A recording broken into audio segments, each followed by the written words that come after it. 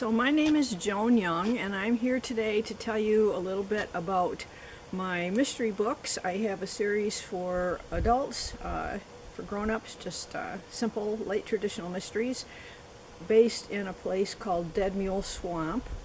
And then I have a series of mysteries for children that are early chapter books called collectively the Dubois Files books.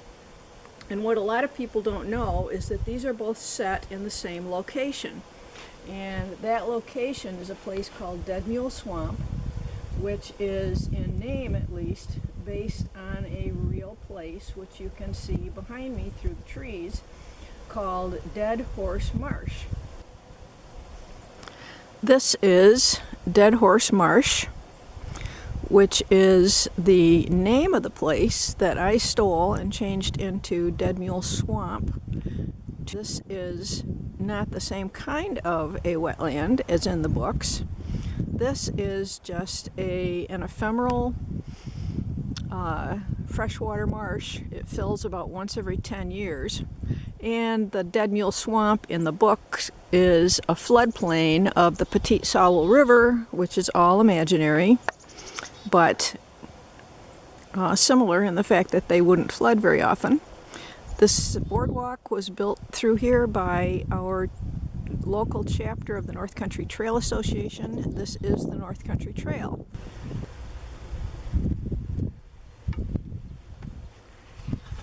Chapter 1. I bought the house at Dead Mule Swamp in the early spring. Here in the north, that means April. The snow was still rotting on the sand road, and a crust of dirty rime covered the swamp. Shelves of ice clung to the trunks of trees at the winter high water mark, while 6 inches lower the surface of the slushy water hunkered down. Perhaps it was hiding from spring. I was hiding from other things. My name is Anastasia Joy Raven. I'm 42 and experiencing new freedoms, if you look at it from one perspective. From my point of view, however, it's hard to see much beyond the facts. My husband of 22 years, Roger, has decided that he wants to trade me in for someone new. Someone named Brian. He and Brian got the house. I got my walking papers. And a rather large settlement spread out in monthly payments. Fortunately, Roger, why did I ever marry someone whose name sounds like half of a pirate flag, has a good upper-level management position with Esmart. He thinks this gives him the right to make decisions for all those under him, including me. But he's going to be entertaining his new housemate with quite a bit less money. I'm buying a serious fixer-upper, but it won't talk back.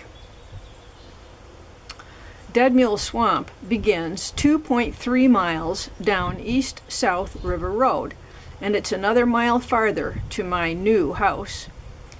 It's a decrepit old farmstead, one of those with a 2-story L set at right angles to the 1-story section, with a small porch.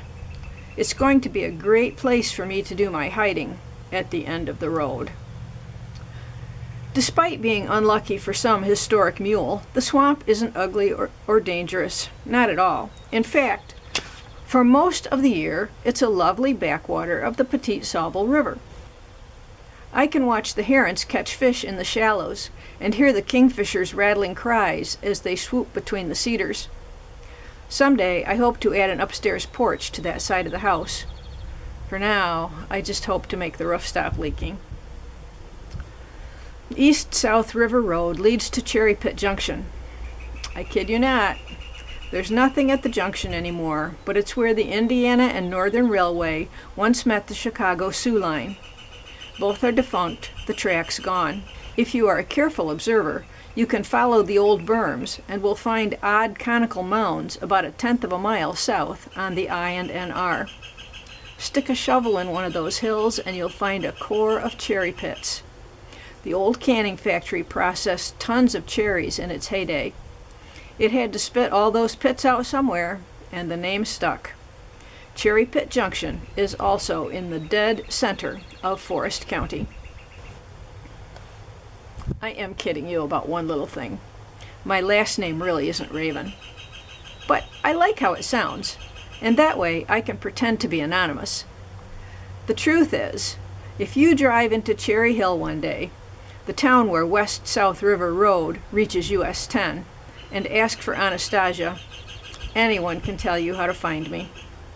So, that's how I ended up standing on a ladder and wielding a crowbar on a surprisingly hot April day, ripping out old lath and plaster.